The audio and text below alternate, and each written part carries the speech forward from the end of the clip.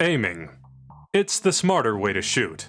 Slower and necessarily requiring a degree of tunnel vision, but nonetheless undeniably more effective than the alternative. This is true in gaming as it is in real life. ADS versus hipfire and using your sights versus using your intuition. Though for most gamers, aiming through a sight or an optic is nothing more than a simple mouse click or trigger pull. First-person shooter games do us a huge favor by streamlining a whole process into a single command. Of course, when you're designing a game for fun and working within the limitations of a game, you can't always portray everything true to life. But it's interesting to see the way shooter games translate aspects of real life into game mechanics, from sight alignment to magnification to even the concept of hipfire. Speaking of which, what do you think the implication of hipfire in games is supposed to be? Before we talk about aiming, let's talk about not aiming. Let's take my native series of Battlefield as an example. Many games follow a similar philosophy in how their hipfire mechanics work. You'll notice the pattern is that, generally, the more powerful your weapon gets, the wider your hipfire is. Submachine guns may have low velocity and poor damage retention, but at least they have excellent hipfire. They're good for close range, which you would expect out of an SMG. Meanwhile, light machine guns have high velocity and good damage retention at range, but very wide hipfire for automatic weapons. Assault rifles split the difference between the two. The best reasoning that I can come up with for this choice that has a realistic basis is that hipfire seems to be less of a literal representation of unaimed accuracy, but rather a more theoretical representation of how suited a gun is to close quarters. After all, while a nice and tight hipfire can help you make unaimed shots at further ranges with less hassle, the most common use for hipfire in games seems to be when an enemy is too close to use ADS. The better your hipfire is, the more likely you are to feel comfortable navigating tight quarters. And which of the three aforementioned classes displays this quality best? SMGs, the real-life weapons that you would most likely want to have in a confined space, or if you are worried about people getting up close. Hipfire seems to represent maneuverability, adaptability to a sudden close-range threat, how easily one can quickly turn and reorient the gun if need be. This is supported by a number of clear representations in the stats. Carbines have narrower hipfire than their very same rifle counterparts. Battlefield 1 has several specific examples. The bulky and clumsy SMGs having wider hipfire than the rest. Self-loading rifles similarly having two different size and weight classes, 3 for machine guns, and handguns get the narrowest hipfire by default, 40% smaller than their own pistol carbine counterparts. In Battlefield 5, the heavy weapons, MMGs and anti-material rifles, have hipfire so wide as to be practically unusable. The nature of hipfire is, like most statistical choices in shooter games, rooted in balance. And while sure, having it be a representation of a weapon's maneuverability is technically a justification, I would say that it has much more to do with the fact that larger guns are often more powerful, and among various trade-offs for that, this is one of them. But, instinctively, the concept of hipfire is much more analogous to a different real-life aspect of firearms handling: point shooting. Point shooting is simply acquiring a target and firing without using the sights. Perhaps easiest to understand in pistols because you're literally pointing at the target rather than properly aiming. Good for a quick response, but not at all reliable at range. It really is just real-life hipfire. The thing is though, point shooting tends to get a lot easier the larger your guns get, specifically how long the barrel is. You see, point shooting relies on extrapolating where your gun's shot will end up without the guidance of sights, and the more information you have to work with, the better. Your gun is your yardstick. It's easier to calculate in 3D space the better you can mentally project. The longer barrel you have, the more concrete info you have for, okay, this is where the bullet starts and this is where it's going. Additionally, putting a gun's muzzle further from you helps you more easily gauge depth. These, at least, are the reasons that seem apparent to me, whether I have the words to explain them well or not. But regardless, I have always found that longer-barreled guns are generally much easier to point shoot. There are handling aspects that can apply to any gun which affect point shooting, so let's run through them because I don't want the pedants to be able to say, look, your observations are wrong if I use the gun like an idiot. Even if you're not using the sights themselves, the closer a gun is aligned with your line of sight, the easier a path is to trace. Even a big gun held low at the literal hip is not much help. Because of this, it's also often easier to point shoot pistols with two hands held centered, and almost act as if you're pointing with your whole body, the line of fire extending straight out from your chest. Holding your arms out at full extension also helps pistols to be surprisingly easy to point shoot for their small size, but this also depends on barrel length. Snub-nosed revolvers and subcompact pistols are usually pretty unmerciful. Of course, this doesn't mean that all guns benefit from being held out as far as possible. Obviously, weapons with stocks should use the stocks, pulling the weapon further back as the accuracy and recoil control are paramount. Even though this can lead to rifles, or more often things like submachine guns and SBRs, being harder to point shoot than pistols despite being larger. Though that stock creating a third point of contact and thus a third point of reference with your shoulder often helps with calculation in point shooting. But even some weapons without stocks can't be used like pistols. Take for instance the Kel-Tec P50. Technically a handgun and with a very long barrel, that sounds like it would be wonderful for point shooting, right? Not really. You see, people don't usually use the P50 with two hands on the rear grip like a typical pistol. The technique is excellent for maintaining stability, extension of the arm, and recoil control on conventional handguns which are well balanced. But on something as long and front-heavy as this, the weight and offset center of balance mean that firing like a typical pistol will require more exertion of your forearm muscles, lead to shaking, and will probably mean that you can't bear to hold the thing aimed like that for very long. Hence, many people hold a second hand forward on this pseudo-forearm area, which allows them to actually aim the thing, but this method is far from perfect. First of all, without the brace of a fully extended and locked arm or shoulder stock, you have two basically flimsy points of contact. And if you think I'm a wimp for feeling that way about the P50, then fine. Consider something like the Draco-style AK, for which all of this is true tenfold. Weapons like this, novelty pistols that basically amount to rifles, short-barreled rifles, submachine guns, or pistol-caliber carbines without stocks, are some of the absolute worst handling small arms. When aiming, your two unsupported points of contact lead to less stability, more shaking, and disproportionately poor control of muzzle rise and long sight resets. They tend to just rock with each shot.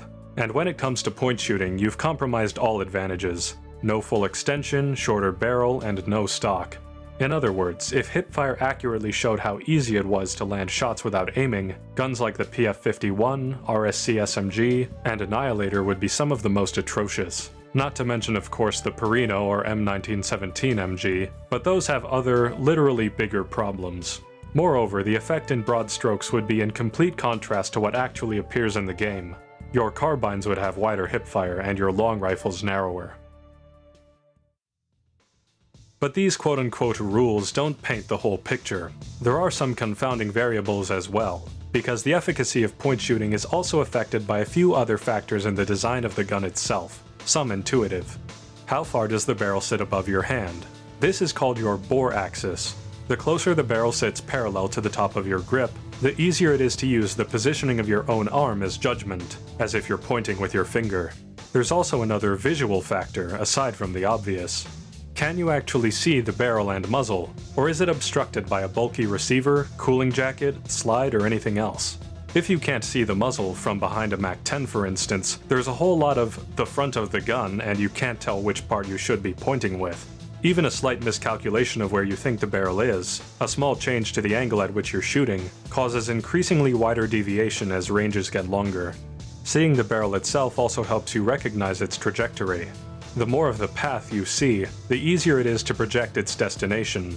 Guns with exposed barrels or whose contours form-fit closely to the barrels give you more precise information to make those mental calculations when point shooting.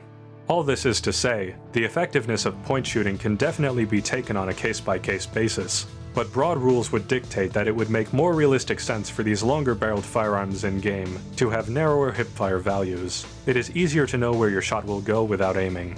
This doesn't always jive well with balance though. Obviously, if a game doesn't control for expense or weight or fatigue, your large machine guns would have far too few downsides if you balance based on realism. Other games, with more of an eye for realistic balance, and different factors for balancing their guns, have portrayed hipfire more faithfully to the reality of point shooting. Here's a popular example. Hunt Showdown considers a lot more factors in its guns than most games. Critically, size and price. It may not be comprehensively realistic, but this means one doesn't have to worry about pure gameplay performance when balancing guns. You can lean harder into realism, and it's okay if a gun conforms to realism by not performing as well, because often that means it will take up less space in your inventory and/or cost less. The game's full-length Winchester Model 1873 has quite tight hipfire, which makes sense. It's a large gun firing an easily controlled light cartridge. Its chopped-down mare's leg version has a more atrocious spread without a stock or decently sized barrel. The 1895 Nagant comes in single or double action. The single, with a lighter trigger pull due to the manually retracted hammer, has a tighter hipfire than the double, which, requiring a heavy pull-through to cock the hammer with the trigger, has a wider hipfire, sensical since the heavier and longer trigger pull results in less stability while firing. When you have to apply so much force, the gun tends to shake or deviate more, and single action is generally considered easier to be accurate with. Alternatively, Helldivers 2 corrects a major lapse in realism when it comes to accuracy. It's not the first or only game to do so, but it illustrates its point very well. In most games, whether their hipfire spreads are realistic or not, they work in the same rather simple way. Whenever you fire, a shot is simply, seemingly randomly plotted anywhere in the radius. Even if you're mostly on target with your reticle, you can still get screwed over based on RNG because accuracy is purely a gamble. Not to say you don't have any control, your placement of the reticle is what affects your chances of a hit, up to 100% if you place it entirely inside the enemy, but within the reticle itself, it's a gamble. This can't make sense from a realism standpoint, because even if you don't move your gun at all, your shots can come out in two completely separate places far too displaced to be explained by simple mechanical inaccuracy. However, Helldivers 2 has, roughly, a hipfire system, but more importantly, it also tracks where your barrel itself is pointing. Rather than a flurry of automatic fire leading to a random smattering of points placed in a radius, your gun itself has true accuracy. Each shot follows the next in real, non-predetermined paths. The point of aim itself walks up, left, and right, moving but realistic, and your hipfire radius is just the range in which your gun can sway. It's most easily illustrated when your gun features a laser sight. In addition to your spread radius, you see your point of aim, exactly where your shots will land, and how it moves in a consistent way, with a direct line being painted by your laser. This has got to be arcadey video game hipfire at its most realistic, and laser sights too for that matter. You see, despite most games' adoption of the maneuverability justification for hipfire accuracy, the function of laser sights often contradicts that, as their statistical staple is narrowing the spread of hipfire, because laser sights are basically point-shooting easy mode, and if they have any impact on the maneuverability of a gun it would be a negative due to the weight. Because of Helldivers' accuracy system, this creates a much more realistic benefit for laser sights, not only solving the problem of my bullets don't go where the laser shows, but also making a laser sight feel like it provides a specific and realistic benefit, rather than being a somewhat arbitrarily justified stat changer. Lasers are extremely useful when properly zeroed, and are very common in modern military settings. A visible laser may have the potential to give you away, but infrared lasers are invisible to the naked eye. Although regardless, you're adding an extra bit to your gun and they only really work out to a certain range. Being able to rely on one is not a given, but you'll always be able to point shoot, so training your ability to do so effectively can be a great boon. However, hipfire and point shooting will only get you so far. Sure, they're quick and responsive, but to engage at longer ranges you're going to need a more concrete indicator of where your shots are going. Enter sights. Throughout most of history, metallic cartridge firearms have come stock with what are collectively referred to as iron sights. Some are rudimentary, aligned at the factory and fixed in place. Others have degrees of adjustability, distance, elevation, and windage. What they share in common is they try to give you 2 points of reference aligned with the barrel, one at the front of the gun and one closer to the back of the gun, more or less drawing the line for the trajectory of the bullet from your own line of sight. Broadly speaking, there are 2 types of iron sights: open sights or aperture sights. Open sights most commonly being a notch rear sight with a post or bead front sight. These can probably be called the standard throughout history, and are adaptable to pretty much any gun, while usually leaving the top half of your line of sight very open and clear. However, they are not without fault. They usually require alignment of the top of the front sight with the top of the rear sight, whilst being centered, and it's not always easy to tell whether your sights are exactly aligned, and depending on the size of your sighting elements, gaining a proper sight picture can be fast yet less precise if they're big, and if they're small it can be harder to find the front sight and take longer to align, but there's less margin for error. The extent of these difficulties are also prone to change with a difference in barrel length. It's often claimed that short barrels are less accurate than long barrels, and while that doesn't have to be objectively true in all cases, there are some facts to support that. To a certain point, long barrels allow more powder to burn behind the cartridge before it leaves the barrel, leading to a faster velocity, which makes for better consistency at range. and only if a barrel is very short for its cartridge will you see keyholing start to occur at close range, where the rifling of the barrel isn't given enough time to spin and stabilize the bullet, so the bullet tumbles rather than flying aerodynamically, leading to disastrous accuracy in comparison. The other effect a shorter barrel can have is that it will decrease your sight radius, or the distance between your front and rear sight. If your sights are closer together, it is harder to notice misalignments, and the closer your front sight is to your eye, the worse effects a seemingly small error will be at range due to parallax. The farther your most distant frame of reference, the more consistent your projection is. Aperture sights, while still subject to these complications, are generally accepted as some of the best iron sights. Their widespread use has come generally later because, while most earlier open rear sights were mounted on the barrel in front of the receiver, apertures usually need to be mounted far back, at the rear of the receiver, to be as close to the eye as possible. This is because they function by having a very small circular opening to look through, creating little room for error, and the operation is quite simple. Put the tip of the front sight at the center. The aperture really is so small and close to the face that visually minor deviations are acceptable. By getting the front sight in the aperture, you're already most of the way there. While apertures are not open like notch sights and often objectively narrow your field of view and thus are better used outside of very close range, it's not as if these apertures otherwise restrict your visibility much anyway. Not as much as it may appear with some of those tiny apertures. As while you as a human have, to put it in video game terms, a very wide FOV, your focus is usually only on a relatively very small cone of vision. So while if you were to take a picture from behind a set of sights it would look atrocious to use, many video games capture the feel of aiming in real life pretty well. But since it's put on a screen, and otherwise realistically would look like this picture, they employ some sleight of hand to do it. First of all, of course most games forgo the complicated process of actually aiming well in lieu of a single button press. No worries about your alignment or sight radius. To the degree that there is inaccuracy in aimed fire, it is innate and random. It's so streamlined that some games even have guns with misaligned sights, but that doesn't affect your accuracy. Also, I'm sure it doesn't need to be said, but losing precision while firing isn't entirely realistic. There's no reason to suspect that if the first shot of your burst is accurate to your sights, the 15th shot wouldn't also be, if the sights are aligned in the exact same way. It is of course meant more to represent the fact that in real life your sight alignment won't stay consistent. You'll be more inaccurate, but it's not because the gun is getting worse as you keep firing, not after this few rounds. Your control is. But this is a less annoying system than making you lose your sight picture, so I can support it. Anyhow, back on subject. Aside from the complication being taken out of aiming, the visual tricks are a great help too. For one thing, most FPS games zoom your screen when aiming, even with irons. Something that is obviously impossible in real life as you can't alter your eyes' magnification at will. But it represents how you narrow your focus when aiming, and gives a more concrete advantage of better visibility on distant targets, rather than just putting the gun in the center of your screen and giving you a precise point of aim. Another thing that helps with the representation is that your point of view is often put unrealistically close to the rear sight, especially when compared to the unaimed view model. It's like the gun has to be clipping through your chest or shoulder, but not even this is enough to get across the feeling of what a real person sees.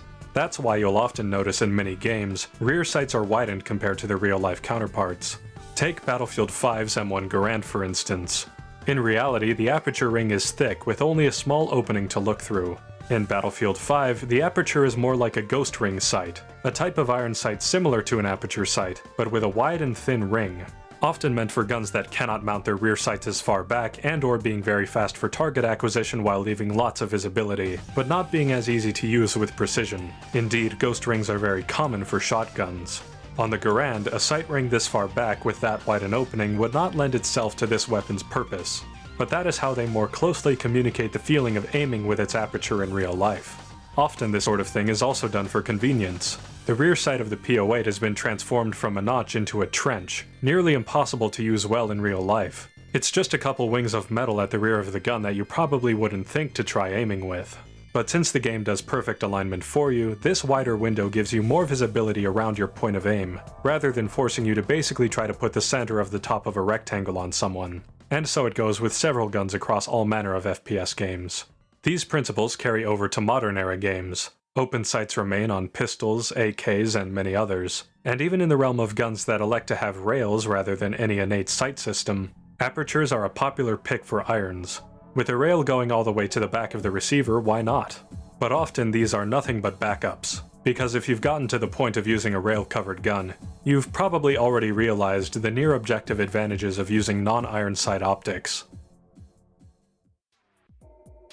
Yes, optics add bulk, expense, and an element of fragility to your guns, but if you've ever had the pleasure of shooting with one, their ease of use speaks for itself. As far as I can tell, developed militaries refuse to go without them when they have the choice. The dependence on batteries is not as damning as many may think, as they are long-lasting and easily replaced. And many optics have traditional reticles with light-up elements, still functional if the battery goes out. Moreover, guns like the AR-15 and its derivatives need high-profile sights anyway since the stock is in line with the receiver and doesn't drop, and so doesn't let you get very low on the comb. However, the universal applicability of optics is something that hasn't always been apparent. Let's turn back the clock a bit. While rifle scopes have been around for a very long time, about 250 years in their earliest iterations, they had to start as novelties before they grew into necessities. In addition to the fact that guns have only gotten more accurate as time goes on and thus, necessarily, started from a place of relative inaccuracy, limiting the potential of scopes, early scopes were also overly large, prohibitively expensive, and fragile. Many could not take rough military-grade abuse, and would be sensitive to disturbance, losing zero more easily and needing to be re-zeroed more often from regular use. But over time, glass got clearer, materials became more available, production was refined, and scopes didn't simply have to take the shape of a long straight tube to get magnification. Take, for instance, the Warner & Swasey M1908 and M1913, two similar designs with a 6x and 5.2x magnification respectively, fitting into a box-shaped contraption offset to the side of the gun. It was far from perfect, but with a few thousand being purchased by the United States round about the time of World War I, it represented a concerted military interest. Often, in even earlier decades, a sharpshooter would simply be a skilled soldier using the exact same rifle as everybody else. Funny enough, while the Warner & Swasey scopes were intended for the M1903 rifle, there is an image of a real Benet Mercy M1909 with one of these things mounted.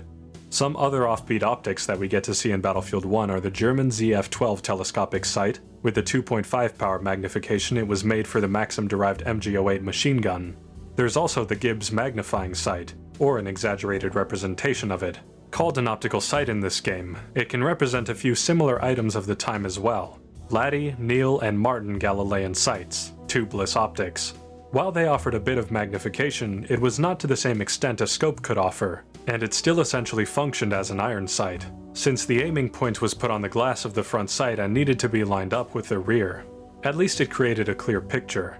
While many more normal scopes existed for the conflict, including the PPCO seen in-game, which ironically has the highest magnification despite being a 2-power in real life, the art was not quite perfected, but up to and including World War II, I'd say that scopes really came into their early modern age. This is where you start seeing very prolific scope and rifle combinations. SVT-40s, G43s, Mosin Nagants, M1903A4s, and the like. And, for better or for worse, Battlefield 5's rendition of the Second World War time period shows us some of the very first production reflex sights. Reflex sights reflect light in a reticle pattern onto the optic window of a sight in such a way that it aligns with the shooter's point of aim to show very well where exactly the weapon is pointed, accomplished with only a single piece and in such small profile. While an effort should be made to put the reticle in the center of the window, reflected sights like this function in such a way that it's kind of hard to miss, as it at least in some part eliminates issues relating to parallax. The reticle moves in accordance with the optic's angle from your line of sight. While first made in 1945, the NIDAR Model 47 sight intended for shotguns may not technically be anachronistic for World War II combat, but it is nonetheless thoroughly straining believability. Said to be fragile and with a low-intensity white reticle, it nonetheless looks like a slightly larger version of what we see today. Many reflex sights like this one don't even need batteries. The NIDAR literally just reflects a bright white painted dot and circle onto yellow-tinted glass. But of course that leaves such optics subject to light conditions. What you're used to today is something like this that lights the reflected reticle. Found on machine guns in this game is the Mark IIIA gun reflector sight, a hooded reflex sight that was actually most common in use for machine guns mounted in aircraft, or artillery and naval pieces. Indeed, aircraft guns are where we see some of the earliest practical use of reflex sights. Nevertheless, these lay the groundwork for the many reflex sights that we have today. some of the smallest and cheapest optics available while retaining plenty of effectiveness. While that makes them a popular pick on all manner of guns, a reflex sight is practically invaluable in the degree that it aids in aiming a pistol, as handguns are typically pretty hard to aim well with their short sight radius, lack of stability offered by a stock, and generally objective lower degree of precision, and a projected sight like this at least makes alignment simple and is easier to use with accuracy. All of the reflex sights I've mentioned so far are what can be considered open emitter reflex sights, with one pane, but reflex sight is actually a broad term that encompasses some more designs, such as the red dot sight, which has at least two panes and emits its reticle onto the front lens from within the tube connecting them. These can be quite large or small, and the point seems to be a greater degree of protection for the emitter and the glass. While they are called red dot sights, the reticle does not always need to be a dot. The term generally refers to this style of reflex sight. Now, the high-tech younger brother of the reflex sight is the holographic sight. These tend to be larger, more expensive, and more battery-intensive than reflex sights, but that's because they don't use ambient light or LEDs as most reflexes tend to do, but rather are lit by laser and employ a more complicated projection process in which it is placed on the rear glass and has an almost hologram-like appearance. This system has a couple advantages. Holographics can have less parallax error, so it's more likely that your shots will always be on target even if the optic is aimed at an angle. And the projection method lends itself well to using magnifiers in conjunction with the sight, as they will not disturb performance or even visually affect the size of the reticle, which can't exactly be said of open emitters and red dots. They also tend to be the best for use with night vision. While such optics are commonplace on the market today, they are also joined by modern iteration of scopes, some traditional, and some like the ACOG, which come in a relatively small package and mix in illuminated features. But now that we're caught up on the breadth of optics you're liable to see, let's talk about how they work in games.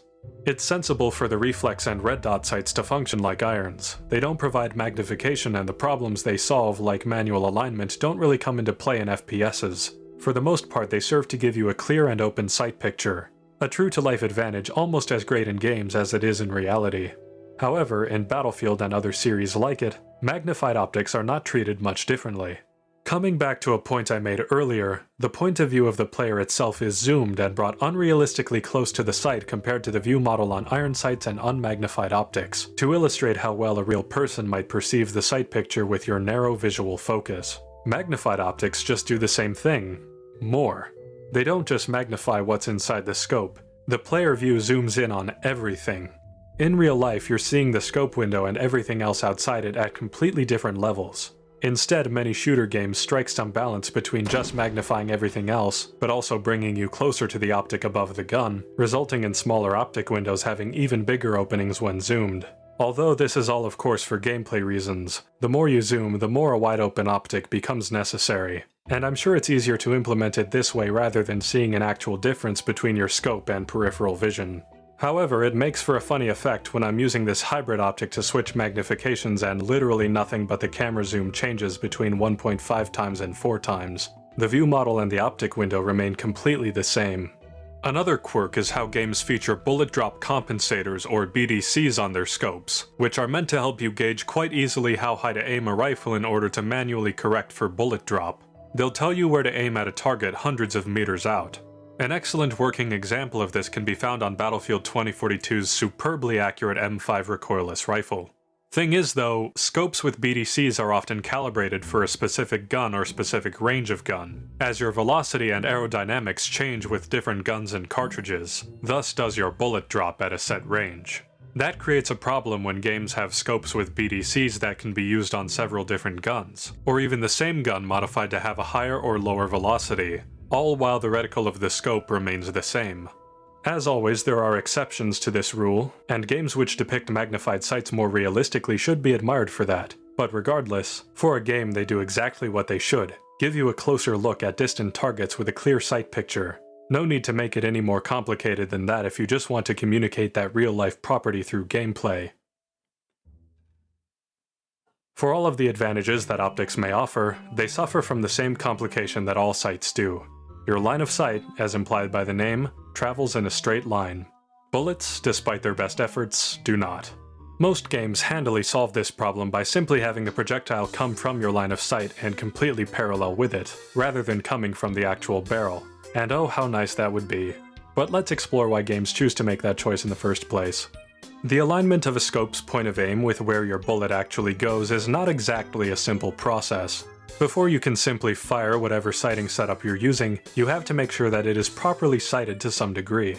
Seemingly the simplest, or at least easiest to understand method, would be to align the sights completely parallel to the barrel. Then it's just as simple as aim higher the further away your target is if need be. And this is the assumption most games work off of. The first problem comes from the fact that the barrel is lower than the sights, and depending on how far apart they are, the bigger the difference is between your point of aim and where your bullet lands right off the bat. This distance is called your height over bore, and a bigger height over bore causes more complications in pretty much all ways. But with AR-15 pattern guns requiring a tall height over bore due to their high comb, most of us are used to it at this point. For a more accurate placement, the process of zeroing an optic is to calibrate a specific distance at which your sights are dead on.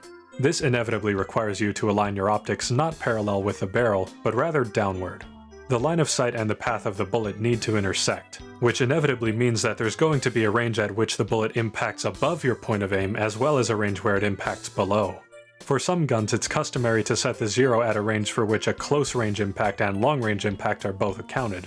For example, in an AR-15 or derivative, there's the 50-200 zero, where, since the fact that bullets are affected by gravity means a close zero will hit high above that range but eventually come back down, a gun zeroed for 50 meters will also be zeroed for 200 meters, and between those ranges you can count on the bullet hitting above the point of aim.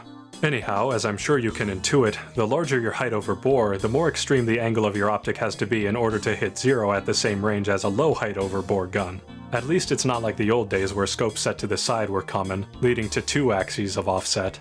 Some cartridges also shoot faster and flatter than others, leading to a more manageable curve. But regardless of what efforts you make with regards to zeroing, you should always keep in mind, especially with magnified optics that narrow your field of view, that just because your sight picture has cleared something, that doesn't mean your barrel has. A hazardous and tragically laughable occurrence is that of shooters firing into obstacles or cover when they have low clearance. Simply put, to have the bullet come straight from the player line of sight and only drop from there, however unrealistic, removes so much drama from the process, and establishes that the player's ADS reticle is always to be trusted. Which is kind of the point, isn't it? Aiming is what you can always rely on, so long as you can rely on your own aim. Hipfire for responsiveness, ADS for assurance. If you can't trust your ADS, what can you trust? So in the end, that's always the most important aspect of aiming for games to get right. Thanks for watching this video to the end. My name is Professor Mem and I make videos about guns in games.